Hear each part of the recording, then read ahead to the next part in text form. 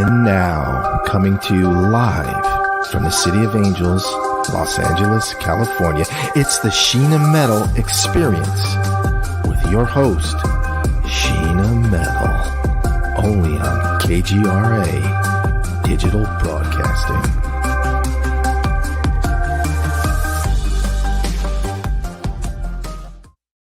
Hi, and welcome to the Sheena Metal Experience right here on KGRA Digital Broadcasting Network. I'm your host, Sheena Metal. I'm a psychic medium. I'm an interfaith minister. I'm a 27-year talk radio host.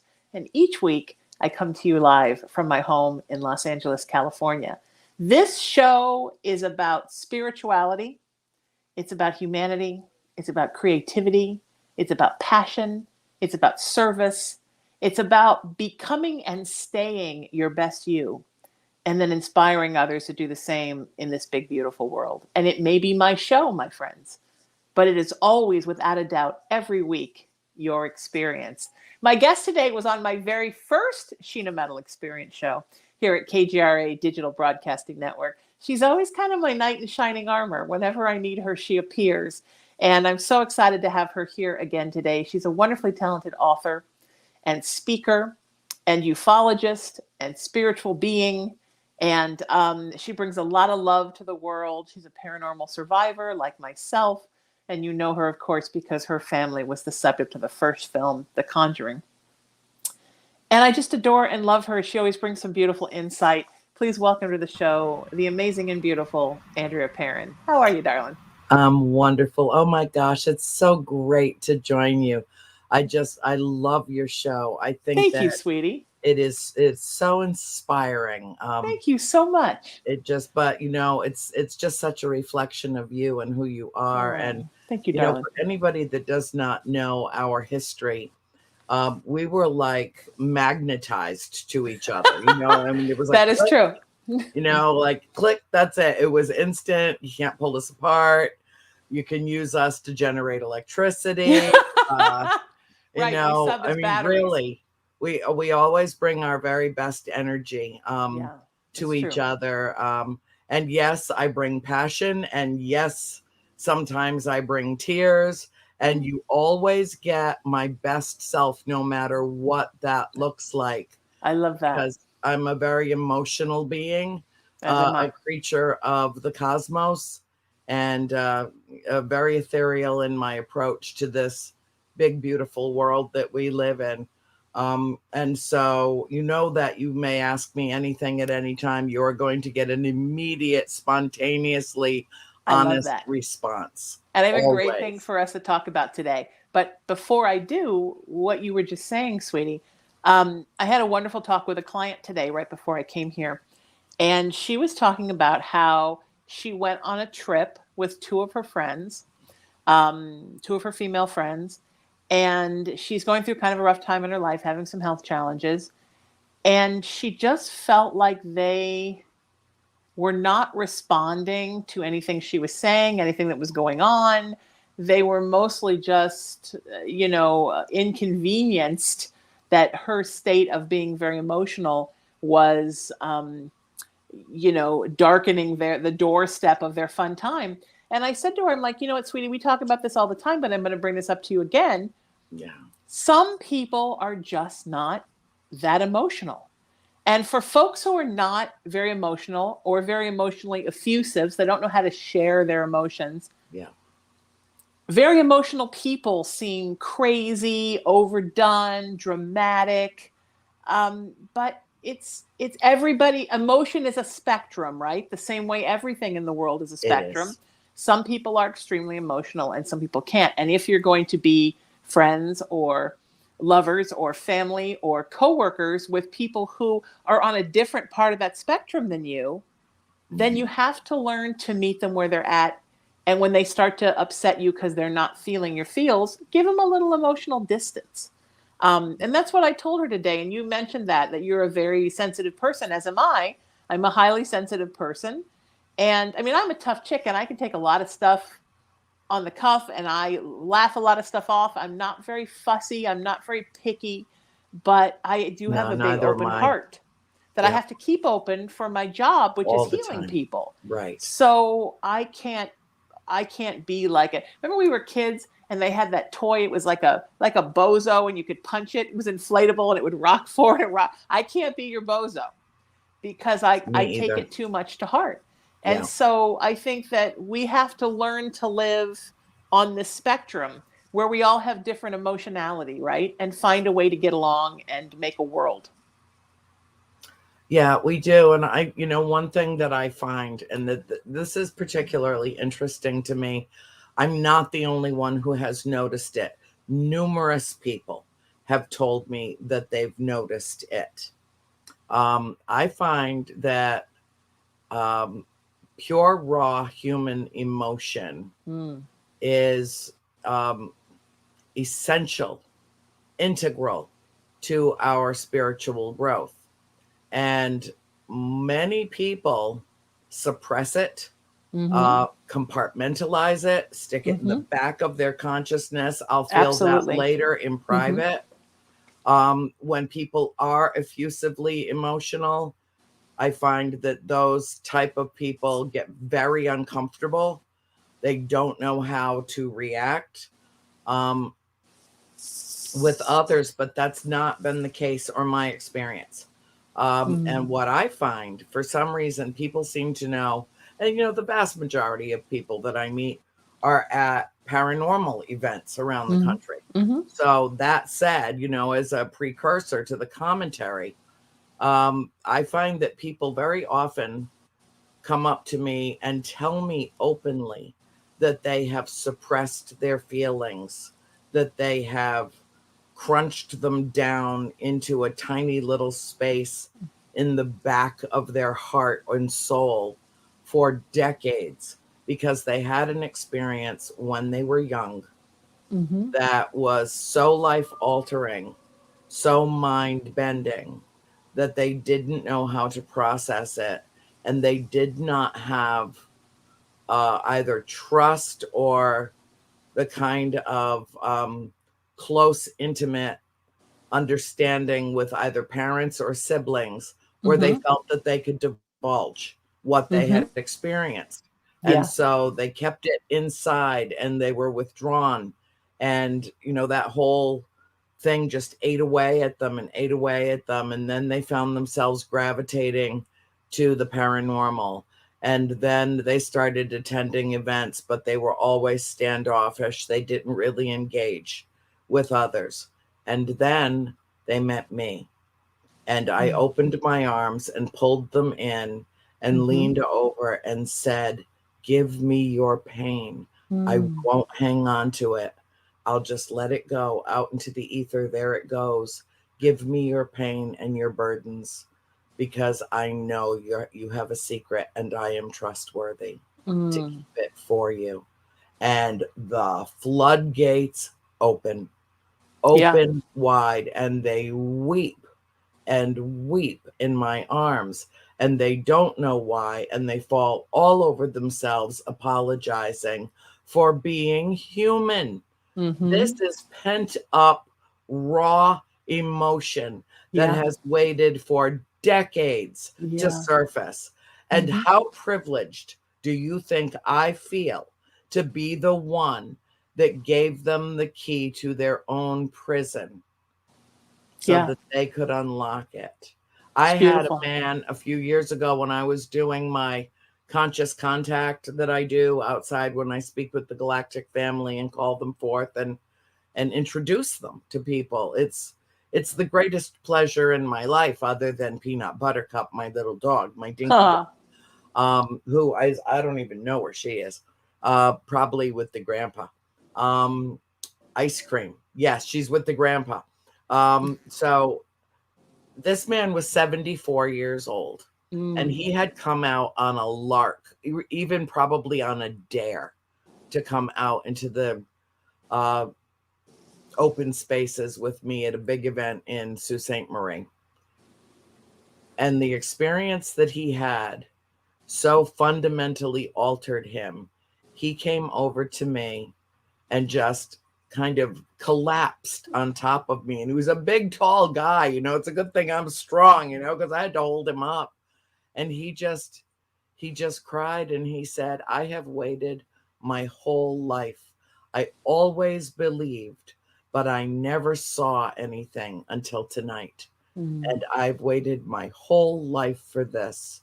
Wow. And that is so powerful. I mean, even if I got to the point, Sheena, if I got to the point where I was like, you know what?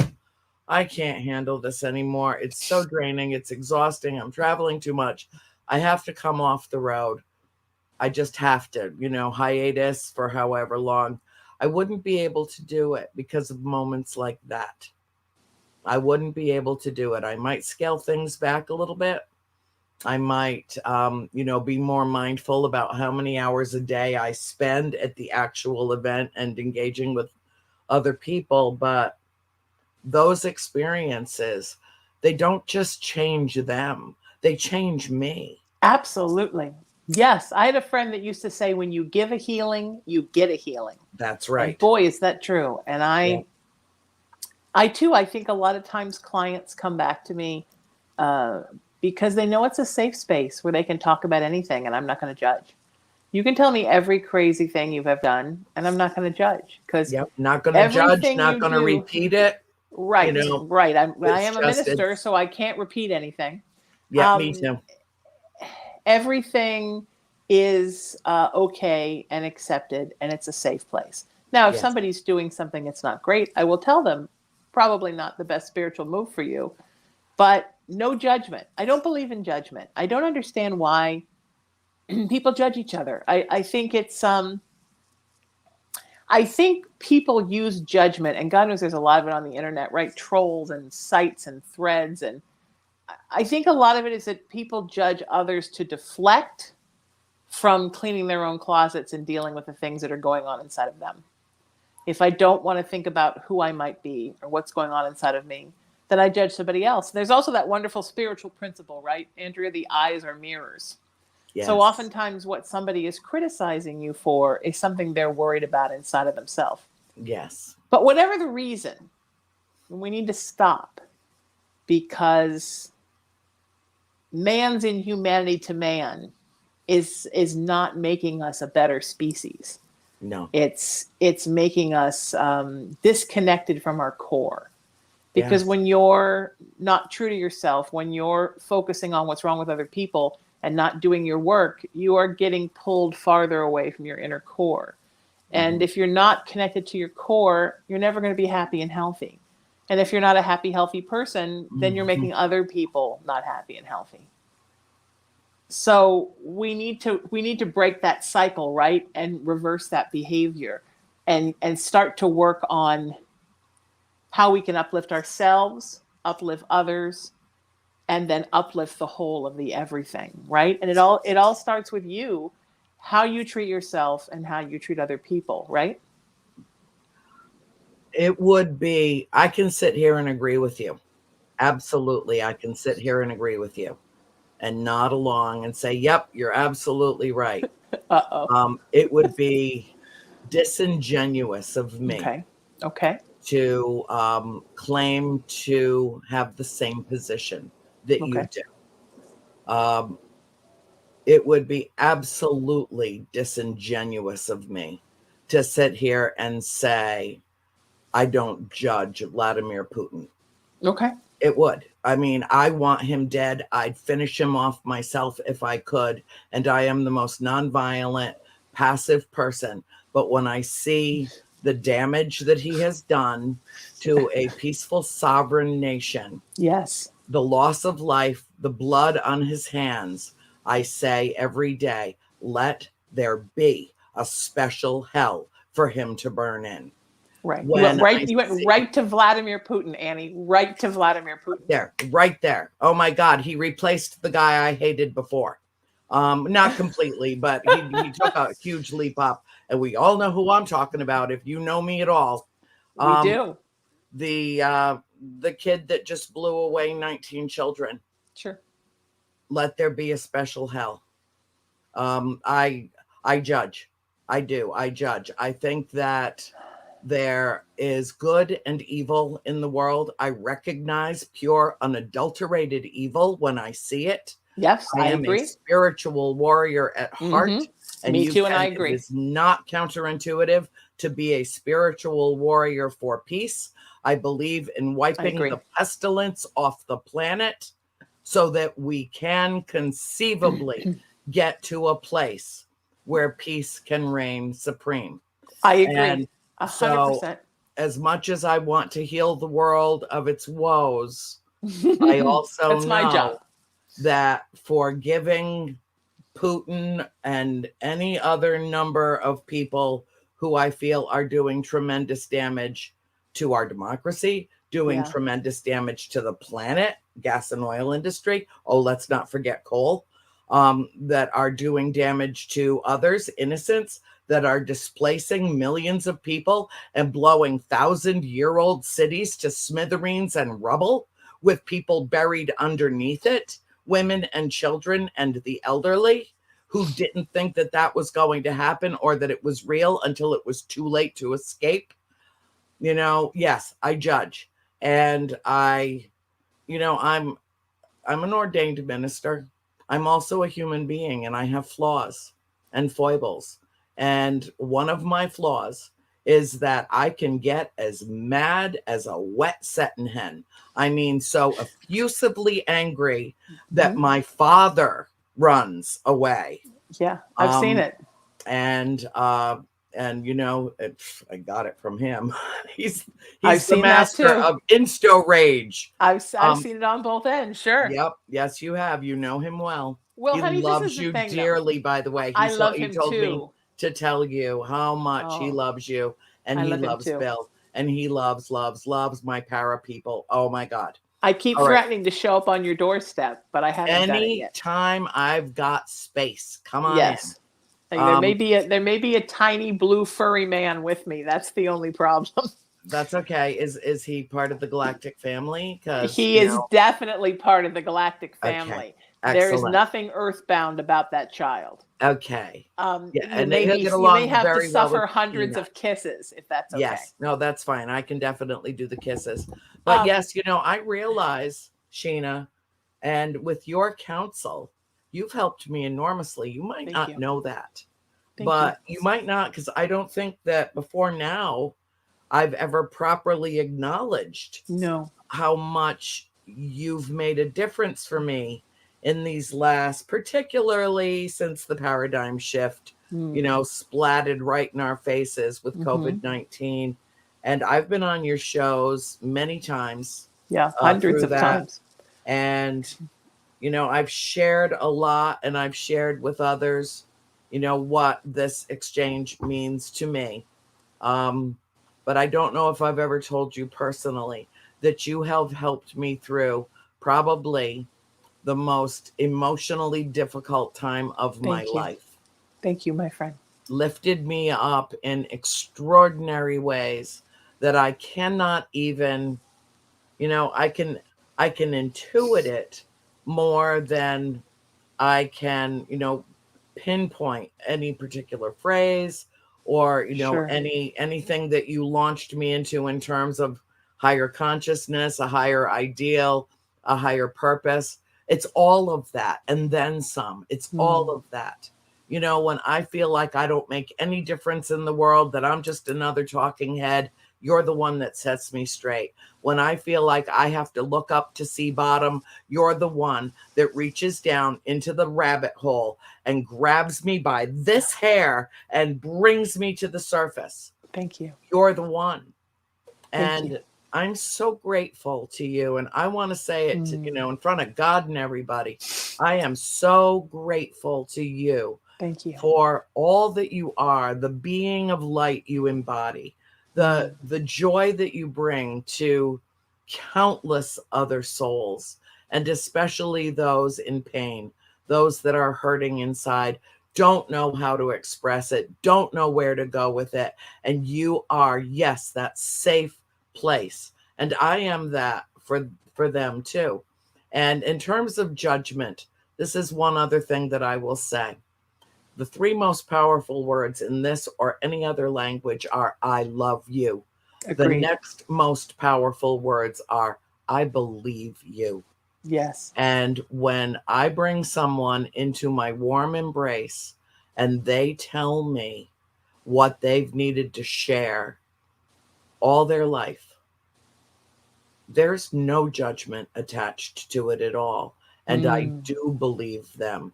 So that in itself is a very healing. That is my absolutely non-judgmental place. If they told me they went for a walk with Sasquatch in the woods, I Yeah, absolutely believe. What's not true about that? That sounds perfectly true to me. I know, especially because they're interdimensional beings and they can come and go as they please. Exactly. Wish I could. My broomstick's in the damn shop again, and I can't hold luggage on it anyway. So, having to rely on Southwest, which is a crapshoot these days, but not as much as JetBlue. I digress. Just not ready for it. I know. You know what? You and I, at some point, and I know we're both busier than a three-titted witch, but you and I, at some point, we should teach a hugging seminar. Where we just teach people how to love and share. And then there's this whole time, like you can just come up and hug us. People can just line up and we'll hug them. Well, and you know what? Another thing. What we should do is the next time that I'm out in LA, which is going to be pretty soon, by the way. Oh, good. I can't wait. Yeah. We should get together again. And I want to do some more filming with you. Okay. And that's something that we should do. Yes. We should film us hugging each other. Hugging people. Feeling hugging each other. Yeah. Okay. All right. And watch the light. I mean, Chip, our mutual friend, told me that when we were in our first embrace, he could see light all around both of us. Wow. Like a shared aura, and how fabulous is that? And he's the best, so he would know. And that's so he would that's know. Beautiful. Yeah. I think that 2 is more powerful than 1. 12 is more powerful than 2. And I know for a long time I've been like, we need to do something together. We need to do something together. And I haven't really formulated what that should be. And you are so busy that I just throw ideas at you to see what you like. But just today, Spirit clicked with me when you said the thing about hugging, because I do that same thing. And I think that many people hold healing seminars, right? Where you go and they reiki you, or they wave a feather over you, or they stick a bowl on you. And that's all wonderful. But for you and I, it's really about that embrace, right? That's how we heal. Yes. And I think that is so, I think that's what we need to do. We need to find a way to do a hugging seminar. Yeah. We're going to hug it out with humanity. It's very therapeutic.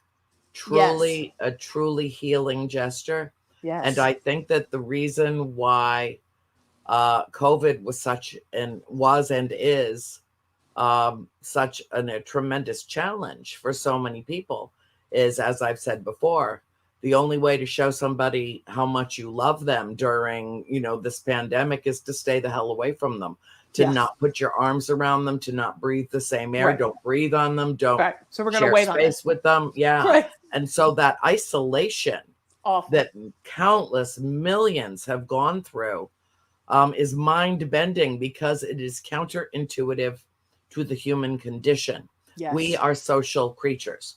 Yes. We need each other like air to breathe. And when we don't have that, it's like withholding water from a beautiful plant. Absolutely. And the blossom starts to shrivel. Absolutely. And it dies. Yes. And it's, I felt it. I'm a tough chick, but I felt it because my whole life I used to do radio in person. And I would probably see friends 5 or 6 nights a week. Sometimes on the weekends, I'd go to 3 or 4 different gatherings. So I was consistently hugging people, and people were consistently hugging me. I was teaching workshops in person. And then suddenly, I didn't really notice the difference until a year ago when I adopted my kitten. And of course, when I adopted him, he was 3 days old. So he was just trying to figure it all out, trying to figure out how to eat and poop.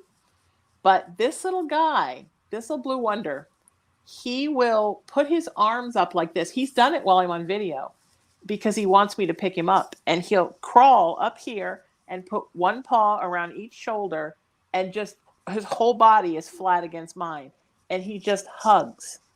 And then when I look at him, he looks right in my eyes, and then he like kiss, kiss, kiss, kiss, kiss, kiss, kiss. And then he'll rub his face on me, and he will hug me. He will stay like that for like 20 minutes, and he'll do it all day long. And that child has healed me with his hugs. Yeah. And there is something so magic and majestic about him. And so you just have to get the hugs. It doesn't matter who they're from. Yeah. But we all need the hugs. And I've been having kind of a really rough week, and I've been here a lot with my best friend.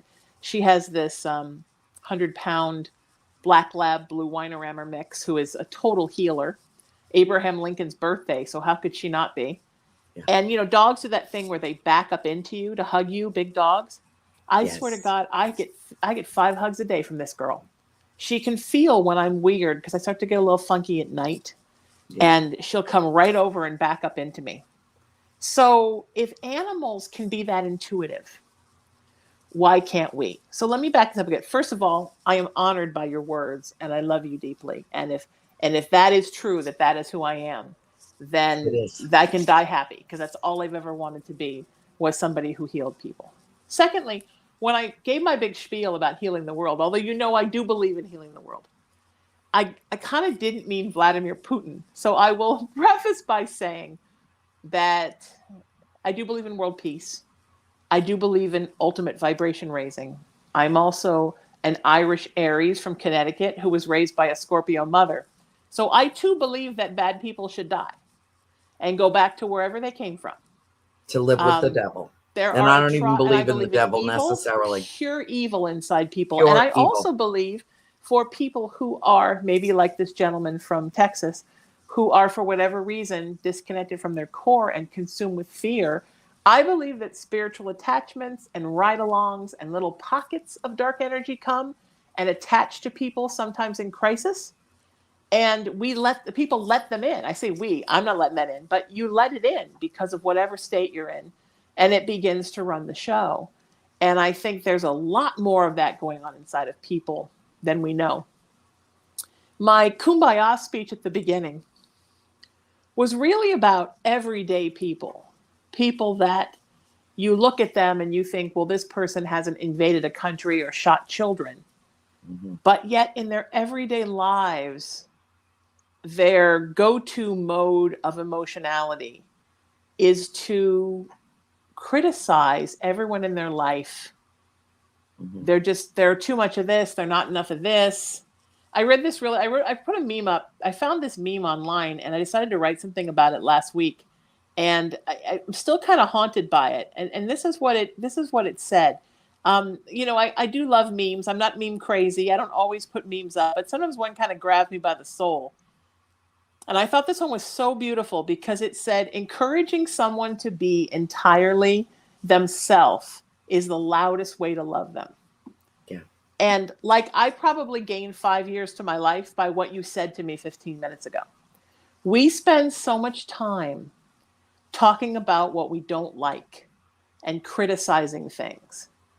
Like, people will go online and follow a thread for a celebrity they like, and the whole thread is them cutting that person and tearing them apart. Somewhere along the line, things have gotten jumbled up here. Yeah. It's a synapse disconnect. Exactly. And our go-to is to go to the glass half empty. Yeah, it's a default mechanism. Right. Yep. I have this friend, I have this partner, I have this boss, I have this aunt. Boy, they're wonderful. But you know what really bugs me about them? And it's automatically the summation of the negative, right, Annie? And yes. Yeah. Look, everything about your life. We all know people like that. Yeah. Right. Everything about your life is amazing and sucks at the same time. And it just depends on where you put your focus. And if you're looking for things about your life, your loved ones, where you live, that is going to drive you batshit and you don't like, you'll find it. If you ask those negative questions you will get answers. Yes. But if you don't, and you focus on the positivity, now I don't mean becoming a Pollyanna and, making excuses for the narcissists around you, but I mean in our everyday lives, right? I mean, I can't tell you anybody in my life who's not completely flawed. Mm-hmm. But that's kind of what makes them beautiful. Yeah. And they're also completely beautiful. And that's what makes them beautiful. So I think somewhere along the line, we've just, as a society and as a species, we have screwed up our ideas of how to think about another person. And we've just become very focused on criticism. And I think it's just a bad human habit that I really believe we can work on, and still send Putin to the hell with which he deserves to go. But that's a whole different thing, because that's somebody who there's such a darkness inside of them, like a huge darkness. And such an incredible, incredible abuse of power.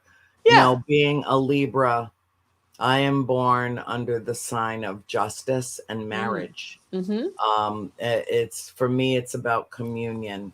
It's about all of us being in this together.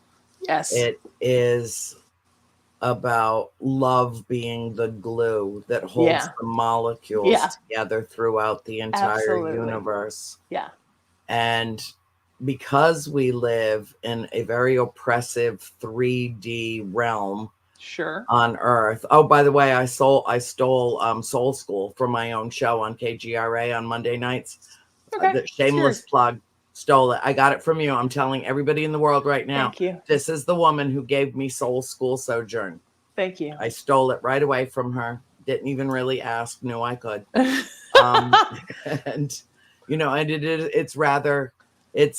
we dig deep. Jeff Turner and I dig deep, and it's rather meditative, and it really pulls apart a lot of these ideas. We play crystal bowl music in the background to get everybody to chill out while we're doing it. And and here in Soul School, as we've discussed many times, the real challenge is that the test always without fail precedes the lesson. Mm-hmm. So we have to go through what we have to go through before we can learn from it on the other side. Yes. And so that notion begs a lot of pardon for me with others. I'm sorry. Can you please finish? I just try to delicately say to them, you might want to flip that coin. Let's look at the other side of this. Turn that frown upside down. Yes, exactly. Right. And I agree with you. And that's exactly why we need to focus on what's good about people in our lives that we love. And like I said, this isn't a Pollyanna-ish thing. You don't want to say, my husband beats me every night, but he bought me a TV dinner. I mean, it's not excusing bad behaviors, but it's taking the pressure off of people that you love. And I really believe, like I said earlier, that when folks feel unsettled and disconnected in their own lives, and they can't control what's going on inside of them. Precisely. They try to control what's going on outside of them. I just had this conversation with my father about a compulsive neurotic friend of mine. Yes. 2 hours ago. We were talking about good and evil and how both exist simultaneously within each one of us. Yep. I mean, up until about 5 years ago, I didn't think it never even occurred to me that I might be able to hate someone till about maybe 5-6 years ago. Okay. And then I realized that I hate someone. And I spent a very long time hating him, wishing ill on him, which doesn't work, by the way. No. And it just gives them attention. It gives their energy attention. Yeah, so why give an attention seeker more attention? I do wear proudly the badge of honor that I was one of the first people that was blocked from his Twitter account. Okay. Okay. Whatever gets you through the night. Okay. Yeah. And then there was no more communication. Right. Nor did there need to be. Right. Yes, of But, course. Starve the dark, Annie. Starve the dark. Yes, starve the dark. Do not feed the beast. Exactly. But, we do live in duality, in a 3D oppressive realm here in Soul School. Okay. And it is such a conundrum because, 1 minute I'm burning my anger as jet fuel, and the next minute I'm, rocking like a baby back and forth on my bed, deep in prayer that the cruise missiles that are landing in the largest nuclear reactor in Western Europe are actually going to hit the core. I'm tired, sick and tired of being so stressed out by this really cumbersome reality that we live in. And I can't just block it out. For me, that would be irresponsible. If I'm going to be a citizen of the world, I have to participate. Yes. And I have to come down on the side that I think is right on any given issue or subject or problem. And my life would be less complicated. It would be more peaceful. I would be in a better place more of the time if I weren't paying so much attention. But that's not hardwired into my DNA. No, agreed. And so no disrespect to anybody who wants to la through life, but it's certainly not for healers, Andrea. Yeah, right? No, we don't get to do that. Can't. And I don't begrudge anyone the ability to do it. Yeah, I don't either. Somebody says, "Oh, I never watch the news." My response is, "Well, I'm up on it obsessively. And so if you ever have a question, give me a call and I'll give you the answer." Ask Professor Owl. Yeah. And that's that. And I don't begrudge them their need, especially like my friend Erin. She's an energy healer. Before she does a session, she has to be in complete silence, maybe some nice quiet music. Okay. To block out everything before, so that she can get centered, so that she can go back and find true north and be there, not only for herself, so that she can be the conduit, but also for her client, who she believes deserves her undivided attention, that her brain is not cluttered, that her heart is not breaking, that she has, stepped away from our reality, which is difficult. But we live in duality, and there is a constant conflict between good and evil, darkness and light, all the time, every day. And as you know very well, I truly, in my soul, believe that good conquers evil and love conquers fear. As do I. None of us would be here. Only remedy for fear. It's the antidote to something so toxic. Yes. That it is our only way out, the only way that we can find our path to spiritual ascension. And that's my opinion about that. I kind of feel like inside of me when I do my healing work, because I don't need to take a great deal of space before I work. And that's lucky because I'm so busy. I don't know where I would find that space. There's kind of like a switcher on a railroad track, right? Between my 5D self and my 3D lights. self. Yeah. Exactly. So when I have to heal somebody, then I put them on the 5D track, but then I have to, unfortunately, go on the 3D track, not just because I need to be aware of everything good and bad that's happening in the world so I can help heal others, but also because I'm also a human being learning my own lessons in this life. And, I was like, I'm a student teacher. I'm a teacher, but I'm also in the class. And spirit I'm not allowed to turn off my 3D self. I have to also be here getting my 5D and my 3D, the tracks right next to each other, because that's what spirit wants for us all, right?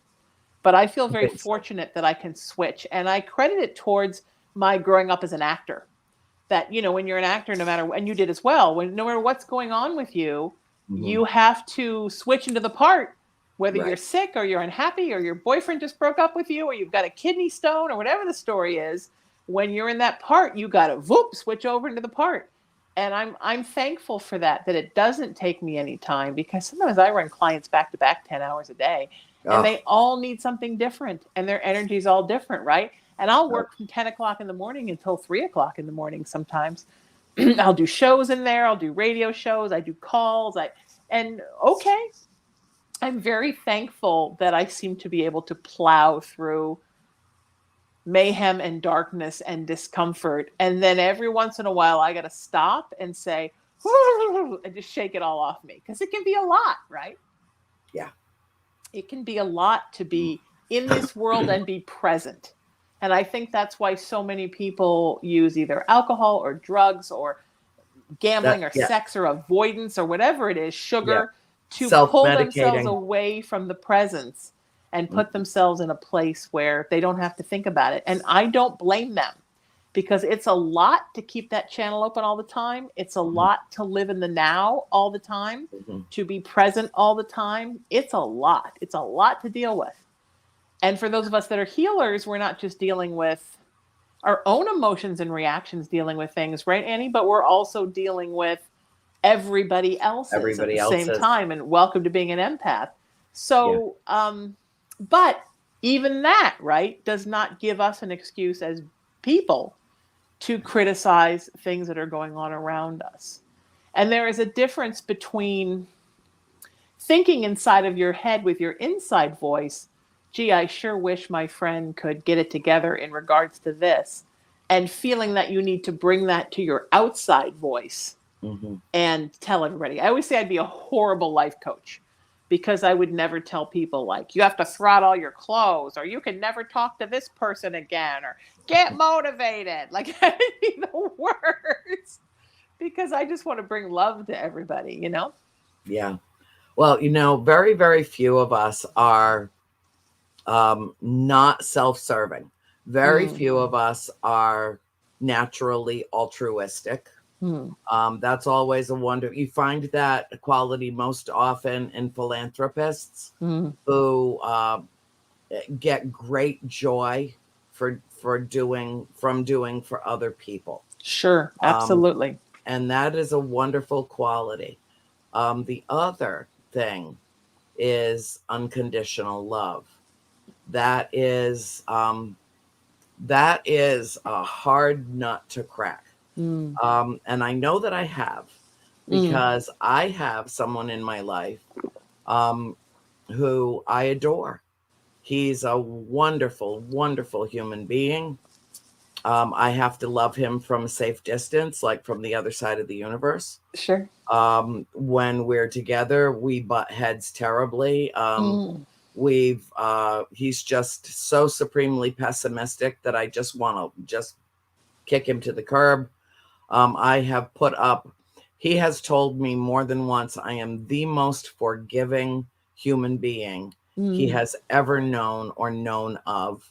I am quite literally his only friend, and I will never, ever abandon him, because if there's someone that he needs to have in his life to reaffirm the existence of unconditional love, it's me.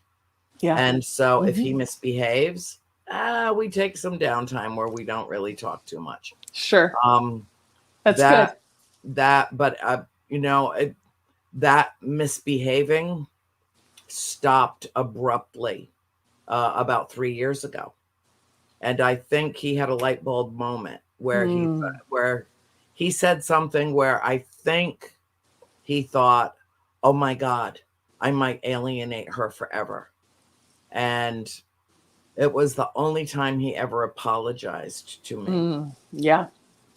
And I accepted it instantly, absolutely instantly, because my attitude about his emotional burdens is this: there, but for the grace of God, go I. I don't know if I could handle what he has to handle in his life. And so I give him all due credit. Mm. And when he's having a bad day and he's cranky, or if he just suddenly drops off the planet and I can't reach him, I don't take it personally. Yeah, you What he can't. thinks of me is none of my business. I send him, sweet little cards and messages every now and then just to try to lift him up. Mm. I don't know if I can or I cannot, but I know I've made a difference in his life. Sure, And I I bet, had of course. 1,000 reasons to walk away and not look back. 1,000 Yes. reasons. And it's not because I like being abused. It's not because, somebody that's in that much pain who acts out in this way with the one person that they feel safe to act out in front of. Yeah. I have beautiful. to look at that for what it is. Mm-hmm. And as ugly as it can be, is as beautiful as it is. Yeah. And it's so funny that you would say that. I have had friends like that my whole life that everybody, even my other friends, couldn't stand. But they were so wonderful with me. There was such a gentleness to them that they only showed me. I have a friend like that now. I have one of my best friends now that other people are like, why did that person just post on Facebook? How you can hang out with them. But there's such a gentleness and a softness when we're together. And I think it's the ultimate understanding. I think it's the fact that I don't judge. I'm not like, hey, why'd you post that? Why can't you be nicer? It upset my friend. I'm not responsible for what people post and how other people see it and think of it. I'm not the post police. No. I would never look at somebody's posts on Facebook or anywhere and think, God, why'd they post that? That's wrong. Might not be something I like or I want to share, but that's their business, But yeah, I have always had a friend like that nobody could stand, but they were wonderful to me and consistently wonderful to me. Some people are just misanthropes, right? Some people just they're abrasive with humanity. They don't fit in well. It doesn't mean they're a bad person, and it doesn't mean they can't be a good friend. It just means they're not going to be the person that walks in the room and everybody's like, hey, so-and-so's here. And that's okay, because not everybody has to be that person, Yep. I think Not it's so everybody important that we know can. that. Yeah. I know. Or wants to. But have you noticed, though, that when somebody cracks, Leonard Cohen said there is a crack in everything. That's how the light gets in. Absolutely. When That's beautiful. when somebody cracks open, when either their heart is broken or they have this tremendous epiphany, like they just get hit with a high beam of enlightenment, something triggers that change. Yes. It is so glorious to see it, because here's the thing: as you're witnessing it happen, they're never going back to how it was. Right. Yeah. You get to watch them take that quantum leap in consciousness. And the human mind expanded does not contract. That, we can't unlearn, unthink, unknow, unfeel, unexperience anything. Right. And why would we want to? There's a reason why we've had every experience, right? Exactly. There's a reason for every experience. There is. And it's so exciting to me. It's like watching my dinky dog see a new critter for the first time. And she looks at me like, did you see that? Like the night that a baby bear ran out of my garage when I went out to close the garage door. Oh my goodness. And she's like, what? And I'm like, where's the mother? Yeah, Where's exactly. the mother? Right. Like snag my dog and pull her up in my arms and run in the house. Because if there's a baby bear, there's a mother bear. I remember that, like that. My cat that just passed, Molly, my sweet girl, when she was young, she was obsessed with television. Actually, Cullen is too. He also is.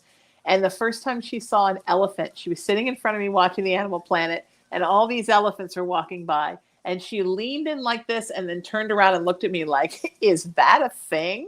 Like, you know what I mean? Are they real? She'd never seen an elephant before. Yeah. I love that story. Sweetie, you are wonderful and I adore you. And what's new with you? And where can people find you online? I hate that we're almost out of time, but let's do this again.